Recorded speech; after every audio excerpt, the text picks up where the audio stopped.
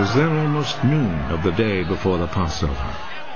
Pilate said to the people, "Here is your king." Kill him.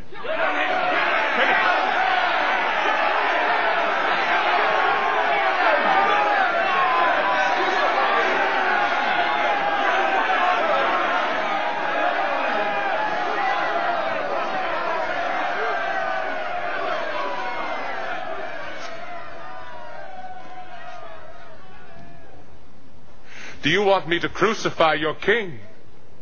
The only king we have is the emperor. Then Pilate handed Jesus over to them to be crucified.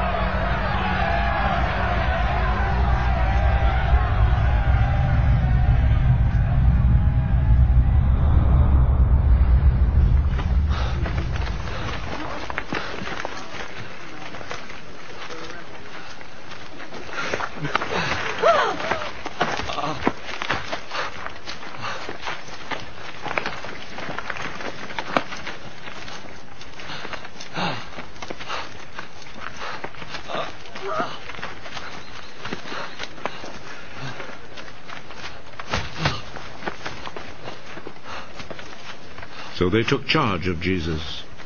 He went out, carrying his cross, and came to the place of the skull, as it is called. In Hebrew it is called Golgotha.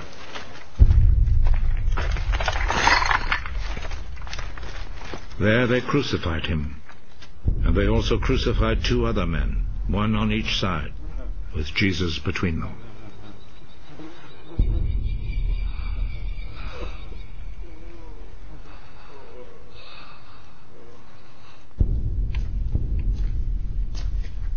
Pilate wrote a notice and had it put on the cross.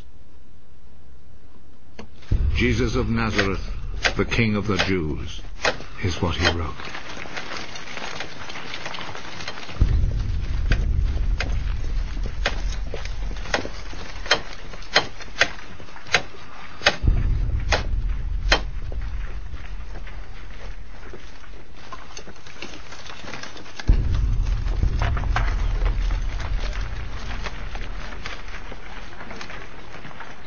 Many people read it, because the place where Jesus was crucified was not far from the city.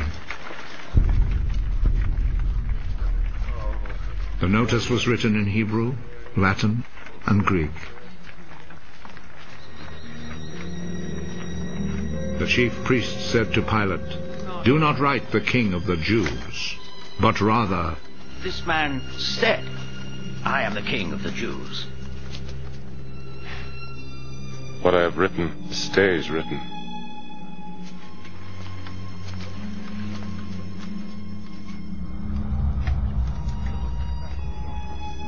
After the soldiers had crucified Jesus, they took his clothes and divided them into 4 parts, 1 part for each soldier. They also took the robe, which was made of 1 piece of woven cloth without any seams in it. The soldiers said to one another, "Let's not tear it. Let's throw dice to see who will get it." This happened in order to make the scripture come true. They divided my clothes among themselves and gambled for my robe. And this is what the soldiers did. Standing close to Jesus' cross were his mother's sister, Mary, the wife of Clopas, and Mary Magdalene. Jesus saw his mother and the disciple he loved standing there. "He is your son." Then he said to the disciple, "She is your mother." From that time, the disciple took her to live in his home. Jesus knew that by now everything had been completed. And in order to make the scripture come true, he said,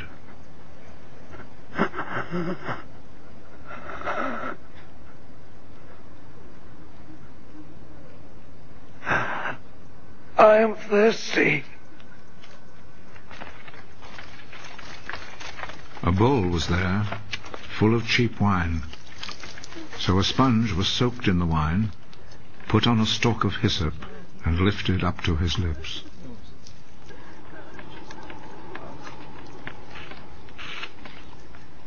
Jesus drank the wine.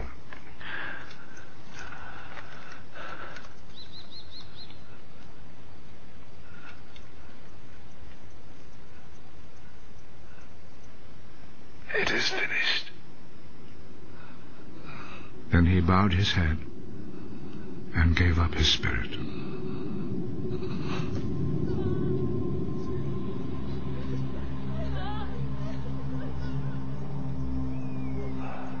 Then the Jewish authorities asked Pilate to allow them to break the legs of the men who had been crucified and to take the bodies down from the crosses. They requested this because it was Friday, and they did not want the bodies to stay on the crosses on the Sabbath, since the coming Sabbath was especially holy. So the soldiers went and broke the legs of the first man, and then of the other man who had been crucified with Jesus. But when they came to Jesus, they saw that he was already dead, so they did not break his legs. One of the soldiers, however, plunged his spear into Jesus' side.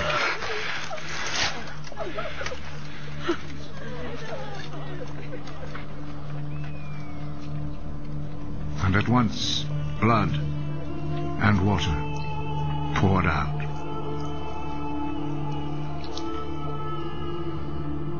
The one who saw this happen has spoken of it, so that you may also believe. What he said is true, and he knows that he speaks the truth. This was done to make the scripture come true. Not one of his bones will be broken. And there is another scripture that says, people will look at him whom they pierced.